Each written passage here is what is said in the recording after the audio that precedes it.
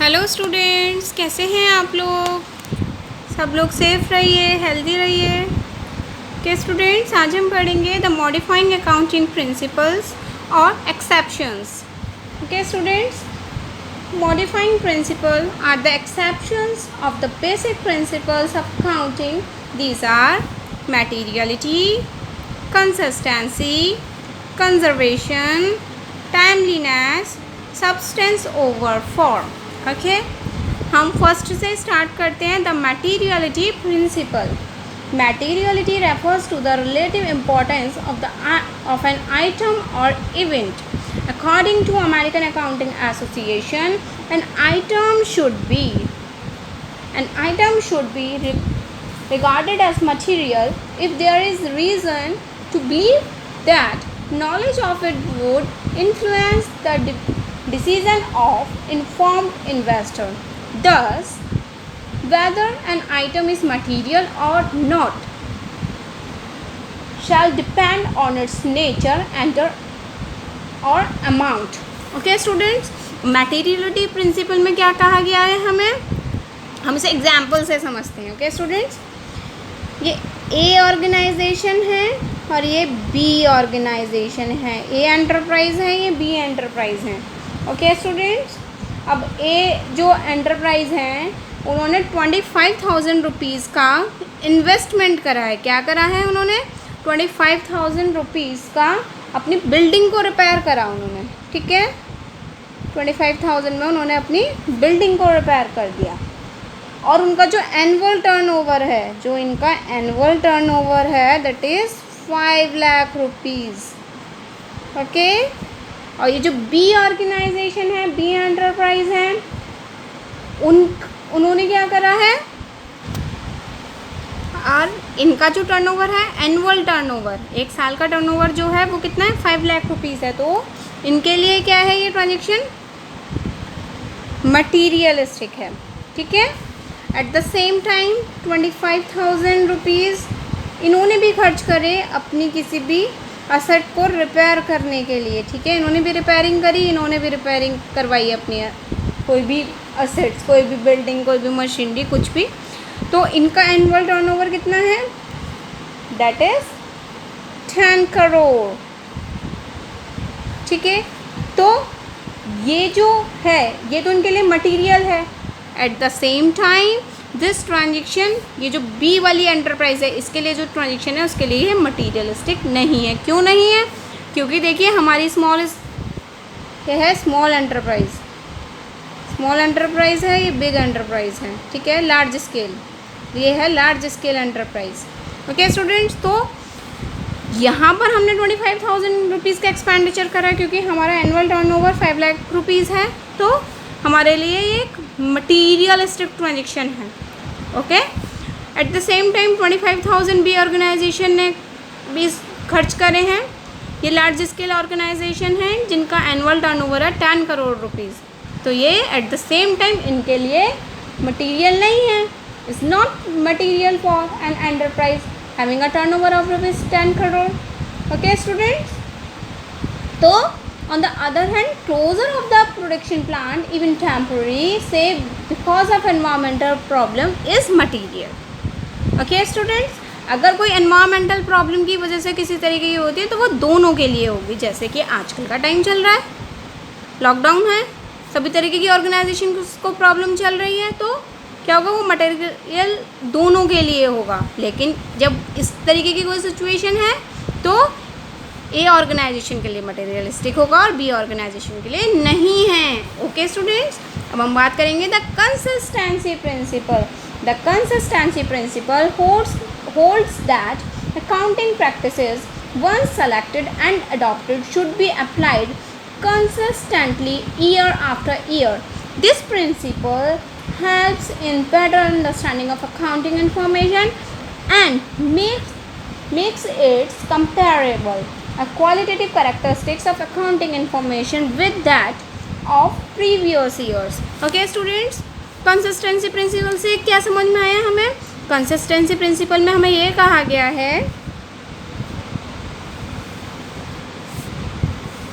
कि हमारी कोई भी ऑर्गेनाइजेशन है, हमारी ऑर्गेनाइजेशन है वहाँ पर हमारा जो एक काम करने का तरीका है वो ऐसा नहीं होना चाहिए कि फर्स्ट मंथ में कुछ और हमने तरीके से काम करा, किसी और तरीके से हमने ट्रांजेक्शन्स रिकॉर्ड करी, सेकंड मंथ में हमने किसी और तरीके से करी, ईयरली हम चेंज करते रहे, या फिर फर्स्ट ईयर में हमारा कोई ट्रांजेक्शन रिकॉर्ड करने का तरीका, डेप्रिसिएशन चार्जेस करने का तरीका अलग था, सेकंड ईयर में हमने कोई और ट्रांजेक्शन करने का तरीका अडॉप्ट कर लिया, तो उससे क्या प्रॉब्लम होगी, हम एक तो कंपैरिजन नहीं कर पाएंगे। और देखिए ऐसा भी होता है कि हमारी ऑर्गेनाइजेशन के अंदर स्टाफ भी चेंज होता रहता है, एम्प्लॉयज़ आते जाते रहते हैं, किसी का ट्रांसफ़र हो जाता है, प्रमोशन हो जाता है, तो क्या होता है जब न्यू एम्प्लॉय आया तो उसे भी चीज़ें समझने में प्रॉब्लम होगी। तो ये कहा गया है इस कंसिस्टेंसी प्रिंसिपल में, अगर हम एक ऑर्गेनाइजेशन में स्टूडेंट्स हम डेप्रिसिएशन के जब न्यूमेरिकल्स करेंगे तब हम डेप्रिसिएशन को भी समझेंगे। डेप्रिसिएशन के हमारे मेथड होते हैं, ठीक है। अगर हम हर साल चेंज करते जाएंगे मेथड्स अपने, तो हमें दिक्कत तो होगी एनालिसिस करने में अपने डेटा को। तो एक हम कोई भी एक तरीका अडॉप्ट करेंगे और उसके अकॉर्डिंग ही कई साल तक हम उसी तरीके से काम करते आएंगे। उससे हमें क्या होगा, एक तो हमारा जो भी इंफॉर्मेशन है वो हमें एनालिसिस करने में आसान होगा, जो हमारे यूज़र्स हैं उनके लिए भी अंडरस्टैंडेबल होगा, जो हमारे ऑर्गेनाइजेशन में एम्प्लॉयज़ हैं उनके लिए भी करने में ईजी होगा, और हमारे पास फेयर इन्फॉर्मेशन होगी किस बारे में, हमारी ऑर्गेनाइजेशन के बारे में। मतलब हमें ईयर टू ईयर और रेगुलर टाइम पीरियड में, तो लॉन्ग टर्म तक हमें एक ही तरीके का यूज़ करना चाहिए किसी भी काम को करने में। डेप्रिसिएशन चार्ज कर रहे हैं हम अपनी एसेट्स पे, तो हमें एक ही मेथड का इस्तेमाल करना है। ओके स्टूडेंट्स, जैसे रिटन टाइम वैल्यू मेथड होती है, स्ट्रेट लाइन मेथड होता है, तो हमें किसी एक मेथड का इस्तेमाल करना है, या तो उसका रिटन डाउन मेथड का या फिर स्ट्रेट लाइन मेथड का। इन दोनों में से हमें किसी एक ही मेथड का इस्तेमाल करना है, किस लिए, डेप्रिसिएशन चार्ज करने के लिए अपने असेट्स पर। ओके स्टूडेंट्स, कंसिस्टेंसी प्रिंसिपल में आपको समझ में आया। अब हम बात करेंगे द प्रूडेंस प्रिंसिपल और कंजर्वेशन। इसमें क्या है, the prudence principle is many a times described using the phrase do not anticipate a profit and provide for all possible losses. The application of this principle ensures that the financial statements present a realistic picture of the state of affairs of the enterprise. In other words, the financial statements do not paint a better picture than what actually is. Prudence principle, conservation principle में हमें क्या बताया गया है, जो भी हमारी organisation में ट्रांजेक्शन्स हो रही हैं एक स्पेसिफिक टाइम पीरियड में, वो सारी हमारी फेयर इन्फॉर्मेशन ही हमें अपने अकाउंट्स में रिकॉर्ड करनी चाहिए और वही हमें अपने यूज़र्स को शो करनी चाहिए। ऐसा नहीं कि हम अपने ऑर्गेनाइजेशन की वेल्थ अच्छा दिखाना चाहते हैं, फाइनेंशियल पोजीशन अच्छा दिखाना चाहते हैं, तो हम अनफेयर इन्फॉर्मेशन प्रोवाइड कराएं, नहीं। हमें हमने ऑर्गेनाइजेशन में होने वाली सभी ट्रांजेक्शन्स को रिकॉर्ड करना है, हमें अपने रियल प्रॉफिट को शो करना है। प्रॉफिट शो करना है किसको, हमारे यूज़र्स को, so that they can make their decisions. Users कौन कौन से होते हैं हमारे, देखिए इंटरनल यूज़र्स भी होते हैं और एक्सटर्नल यूज़र्स भी होते हैं। तो हमें क्या करना है, फेयर इन्फॉर्मेशन प्रोवाइड करानी है, फेयर प्रॉफिट एंड लॉस की इन्फॉर्मेशन प्रोवाइड करानी है, जिससे कि हमारे जो यूज़र्स हैं, जो चाहे वो इंटरनल यूज़र्स हों या एक्सटर्नल यूज़र्स हों, वो अपने डिसीजंस आराम से ले पाएँ कि स्टूडेंट्स हमें अनफेयर पिक्चर शो नहीं करनी है। ओके, हमें इस प्रिंसिपल में क्या समझ में आया कि हमें स्पेसिफिक टाइम पीरियड की रियल इन्फॉर्मेशन ही अपने अकाउंट्स में शो करनी चाहिए। ओके स्टूडेंट्स, अब हम बात करते हैं टाइमलीनेस। टाइमलीनेस में क्या बताया गया हमें, timeliness accounting information supplied to users of financial reports should be relevant. Timeliness is an essential ingredient of relevance. The information that is given to various interested parties relating to business should be current. It should be supplied frequently. If old and late information is given at the end of financial year, it hampers users' ability to make rational decisions. Thus, timeliness puts restrictions on the application of basic principles। क्या बताया गया हमें timeliness में? सबसे पहले तो हमारी जो भी इंफॉर्मेशन है वो हमें टाइम पर प्रोवाइड करानी है, मीन्स ऑन टाइम। भाई देखिए, हर एक चीज़ का एक टाइम होता है। हमारा कोई भी ऑर्गेनाइजेशन है, हम स्पेसिफिक टाइम पीरियड की अपनी रिपोर्ट्स पब्लिश करते हैं। रिपोर्ट्स क्या करते हैं? पब्लिश करते हैं। तो हम टाइम पर पब्लिश करेंगे, ऑन टाइम। हम मंथली करते हैं, ईयरली करते हैं, क्वार्टरली करते हैं, डिपेंड्स।